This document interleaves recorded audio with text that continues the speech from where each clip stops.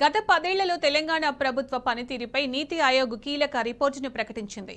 తెలంగాణలో ఈ 10 ఏళ్లలోనే 83% పేదరికం తగ్గిపోయినట్లు వెల్లడించింది. పేదరిక నిర్మూలన కోసం గత ప్రభుత్వం ఎంతో కృషి చేసిందని తెలిపింది. గత బీఆర్ఎస్ ప్రభుత్వం చేపట్టిన పనులు పథకాలతో పేదరికం తగ్గిపోయిందని రిపోర్టును బయటపెట్టింది. దీనిపై బీఆర్ఎస్ వర్కింగ్ ప్రెసిడెంట్ కేటీఆర్ స్పందించారు. బీఆర్ఎస్ ప్రభుత్వం ప్రజల కోసం ఎంత గొప్పగా పనిచేసిందో మరోసారి రుజువైందని కేటీఆర్ స్పష్టం చేశారు. దశాబ్ద కాలంలో తెలంగాణ సాధించిన అభివృద్ధికి నీతి ఆయోగ్ రిపోర్టే నిదర్శనమని ట్వీట్ చేశారు.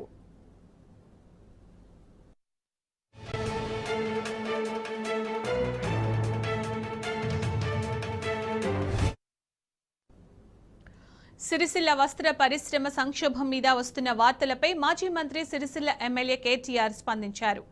వస్త్ర పరిశ్రమ సంక్షోభంలోకి వెళ్లకుండా గత ప్రభుత్వం చేపట్టిన కార్యక్రమాలను కొనసాగించాలని సూచించారు.